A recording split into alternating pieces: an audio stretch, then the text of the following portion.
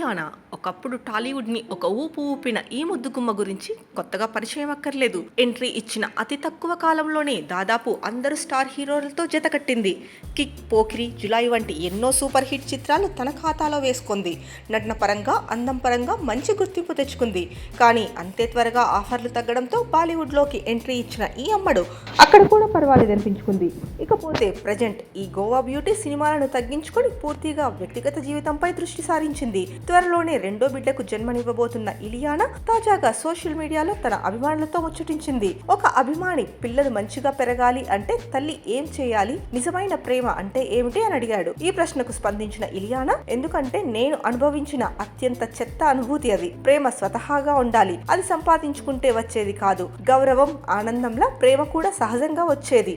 నేను సంతోషంగా, ఆరోగ్యంగా జీవించే దయగల పిల్లలుగా పెంచాలనుకుంటున్నాను. అందరూ తల్లిదండ్రులు అలానే భావిస్తారు. పిల్లలు ఎంతగా ప్రేమించబడుతున్నారో తెలుసుకోవడానికి నేను నా వంతు కృషి చేస్తాను. సహజ సిద్ధమైన తల్లి ప్రేమ, ఎమోషన్స్ ని ఇష్టపడతానని ఇలియానా చెప్పుకొచ్చింది. ఇక ఇలియానా 1986 నవంబర్ 1న ముంబైలో జన్మించింది. 2006లో ఇలియానా వైవిఎస్ చౌదరి దర్శకత్వం వహించిన దేవదాసు చిత్రంతో తెలుగు చిత్రరంగ ప్రవేశం చేసింది. ఈ చిత్రంలో ఆమె రామ్ సరసన నటించింది. ఇద్దరికి తొలి చిత్రమైన ఈ సినిమా విడుదలయ్యాక సంచలనాత్మక విజయాన్ని సాధించింది. ఈ చిత్రంలో ఇద్దరి నటనకు ఫిలింఫేర్ ఉత్తమ నూతన నటీనటులు అవార్డులను అందుకున్నారు. ఆ తర్వాత పూరి దర్శకత్వంలో వచ్చిన పోకిరి సినిమాలో మహేష్ బాబు సరసన నటించింది. ఇక 2007 నుంచి 2011లో తెలుగు సినిమాల్లో ఇలియానా తనదైన ముద్ర వేసింది. ఇక 2012 నుంచి హిందీలోకి తెరంగేటం చేసి ఇప్పటి వరకు హిందీ పరిశ్రమలోనే కొనసాగుతోంది.